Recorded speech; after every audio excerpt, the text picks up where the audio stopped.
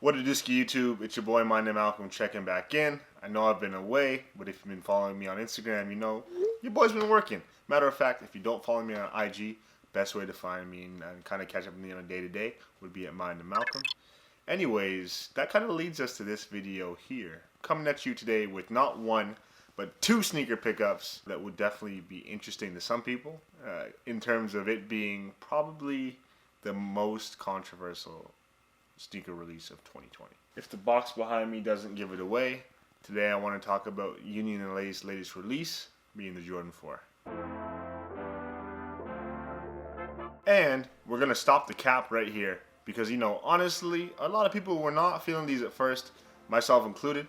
When I first saw the pictures floating around Instagram and the forums I'm on, the tongue just was not hitting.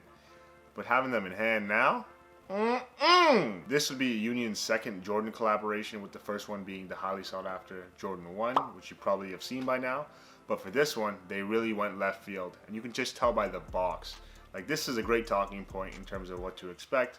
We have the Michael Jordan shooting hands on the front with the yellow top, light blue all around, and when you open it, I honestly was just expecting some white paper, but they have MJ with the gold chains on. Like, man, attention to detail, 10 out of 10. Before I get to showing you the Noir colorway, I just wanted to show you a quick glimpse of the Jordan 4 Bread, which is one of my favorite shoes and the classic silhouette. Love the tongue, love the multicolored midsole. It's just a great shoe overall, super wearable. Now that you have that in mind, I want you to take a look at what Chris Gibbs and the team over at Union LA came up with. The Noir Jordan 4. Man, these are something special. Right off the jump, you can see that the tongue isn't there. In terms of the coloring, it has alternate white stitching on the black upper.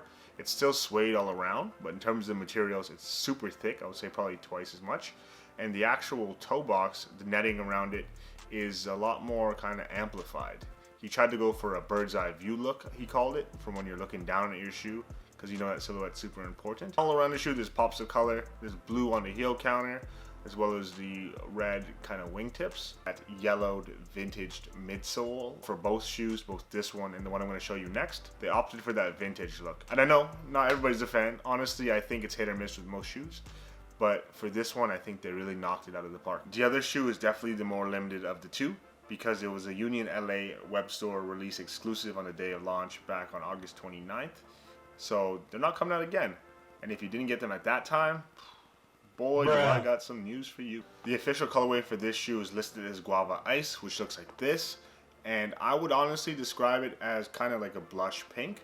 And it's super sweet in terms of colorways that would have been great in the summertime. And next year, I think these are going to be getting boatloads of wear by anybody who actually has them in their collection. Only main differences between this pair and the black pair are the material near the heel. On the black pair, they opted for blue. This one's kind of a reddish pink. And the heel counter on this is actually blue, which is great, and it has a great contrast. Everything else is virtually the same. The outsole, they inverted the colors once again. And this, out of the two, would definitely be my favorite because you don't see pink shoes on the regular. Almost forgot to mention, both of these Jordan 4s actually have a transparent wing, and it has an alternate colored wing below. So definitely a good change of pace in terms of silhouette. And obviously, I have to address the elephant in the room, which is the tongue. Yes, the tongue is sewn over and folded over. Am I a fan?